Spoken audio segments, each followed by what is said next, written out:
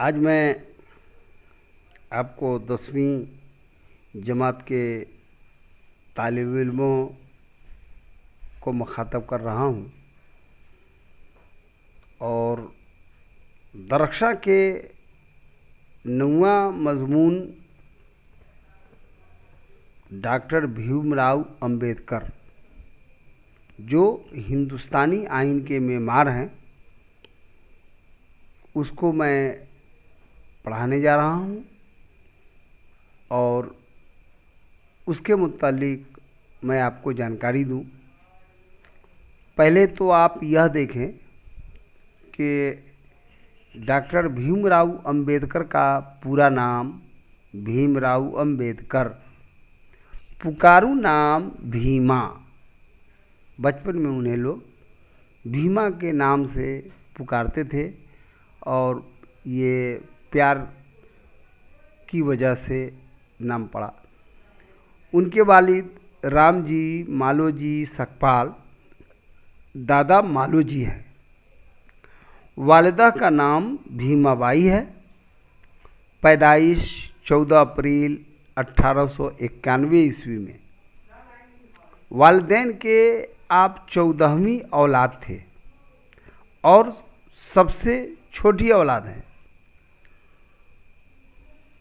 वालिद की मुलाजमत बरतानवी अंग्रेज़ी फ़ौज में मुलाजिम।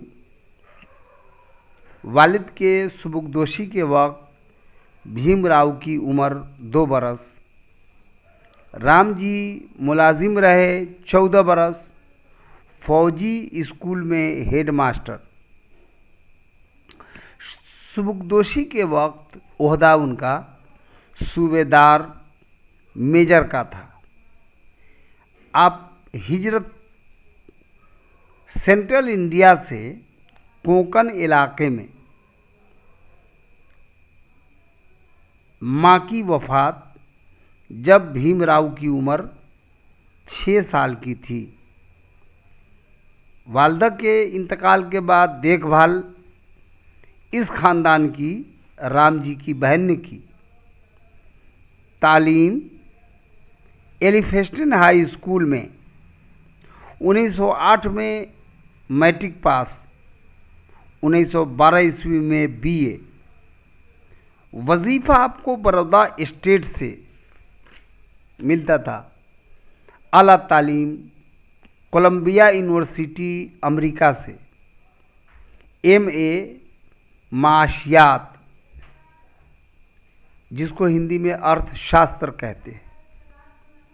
1916 में पीएचडी। मुलाजिमत सेडी हाम कॉलेज में प्रोफेसर। 1920 में दोबारा इंग्लैंड गए। हिंदुस्तान आए।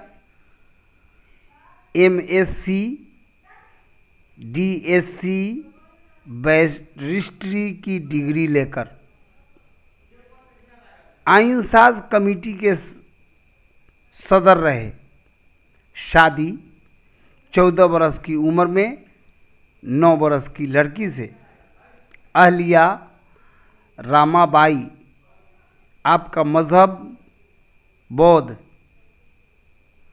एजाज भारत रत्न।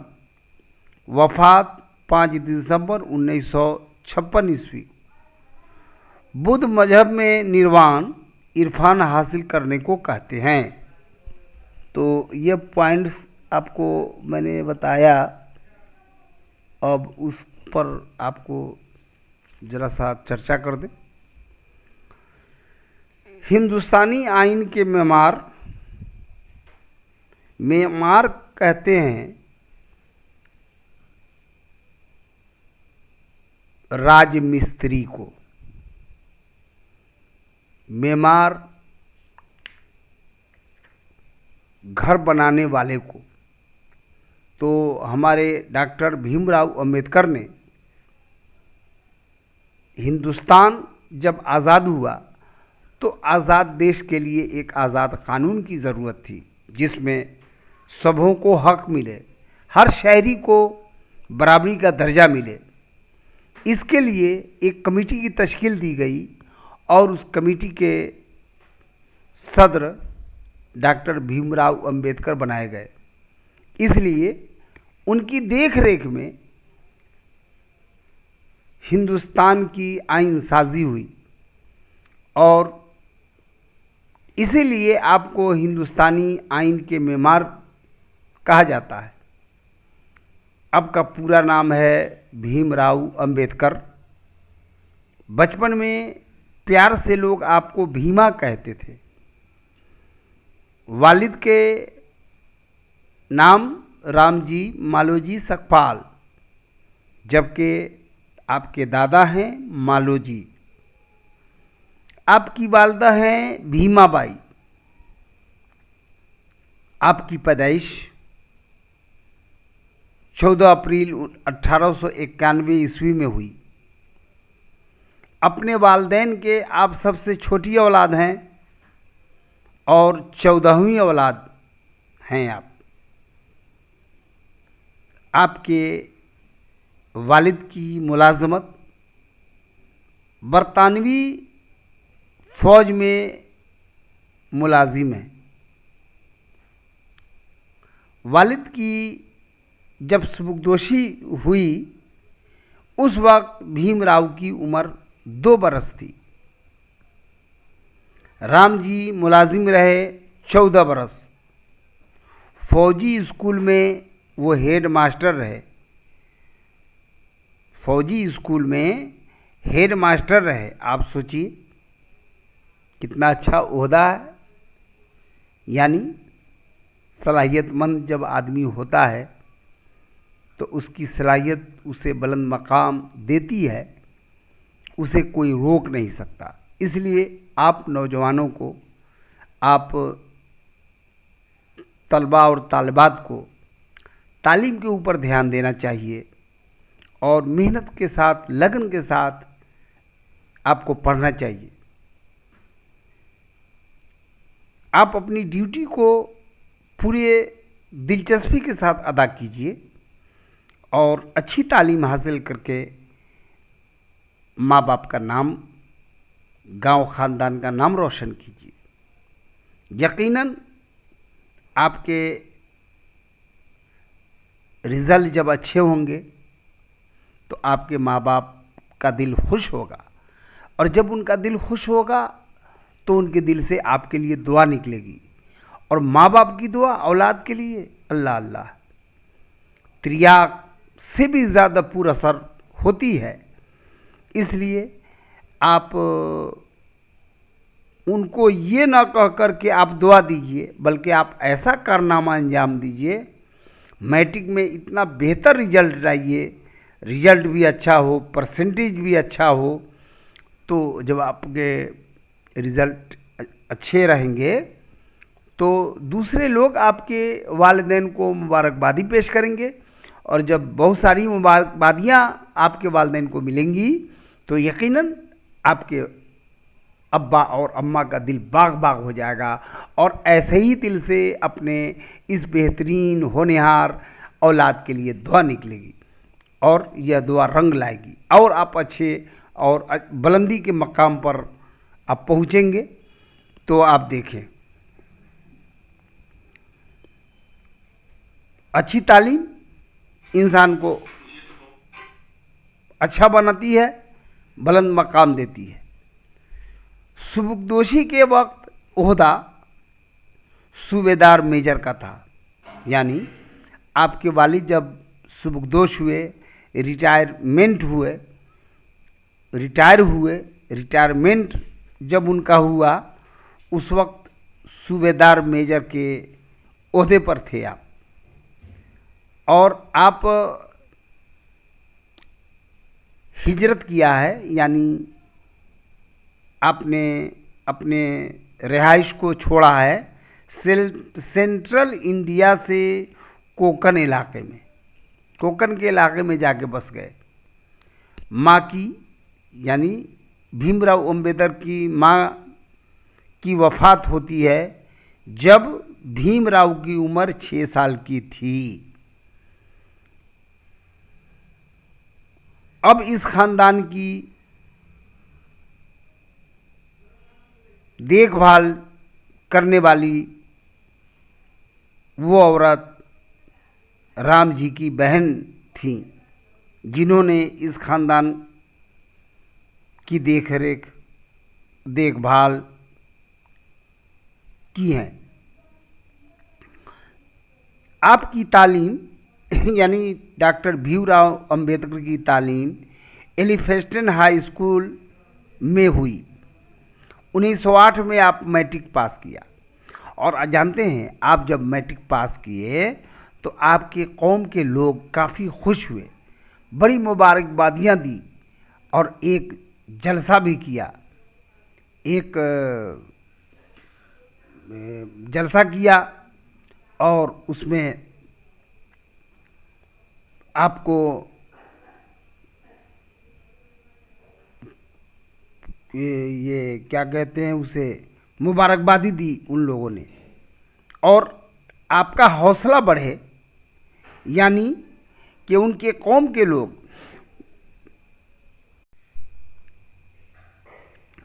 1908 ईस्वी में इन्होंने मैट्रिक पास किया। 1912 में बीए का इम्तिहान पास किया। जब आप बीए पास कर गए तो बड़ौदा स्टेट से आपको वजीफ़ा मिलने लगा। बड़ौदा स्टेट से जो वजीफ़ा आपको मिल रहा है, तो आप आला तालीम के लिए कोलंबिया यूनिवर्सिटी अमेरिका चले गए और वहाँ अपनी तालीम हासिल की। आप वहाँ माशियात यानी अर्थशास्त्र विषय से एमए किया। मौजू माशियात में आपने एमए किया और पीएचडी की डिग्री आपने 1916 में हासिल किया। और आप जब अपने मुल्क वापस आए तो उस वक्त बड़ौदा स्टेट से जो वजीफ़ा मिल रहा था वो बंद हो गया था, और इसी वजह से आपको अपनी तालीम को अधूरी छोड़कर वतन वापस आना पड़ा। और यहाँ आकर आपने मुलाजमत शुरू कर दी। सेडी हाम कॉलेज में आप प्रोफेसर हो गए और आप तालीम व ताल्लुम दर्स व तदरीस से जुड़ गए। फिर दोबारा 1920 में आप इंग्लैंड तशरीफ़ ले गए और आपकी जो तालीम अधूरी थी उसको आपने मुकम्मल किया, और मुकम्मल करने के बाद हिंदुस्तान जब आप लौट रहे हैं तो एमएससी, डीएससी, बैरिस्ट्री की डिग्री लेकर वापस आ रहे हैं। और यहाँ आने के बाद आपने वकालत शुरू कर दी, और उस वक्त देश में आज़ादी की हर तरफ आवाज़ उठ रही थी।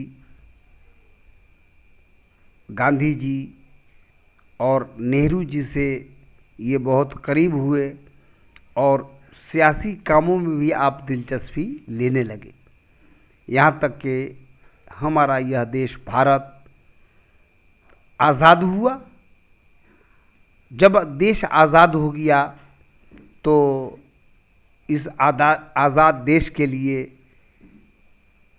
जिसमें सारे लोगों का हक बराबर हो, सारे लोगों का ख्याल रखा जाए, ऐसा एक कानून चाहिए था।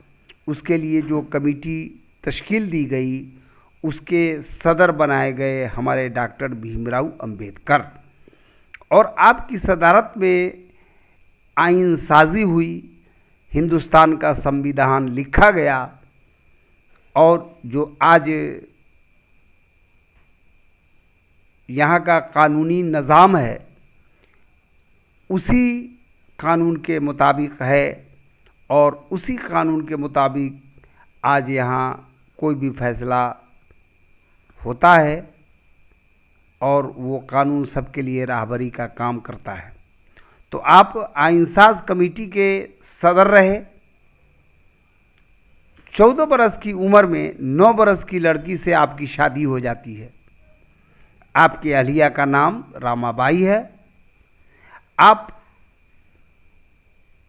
स्कूल में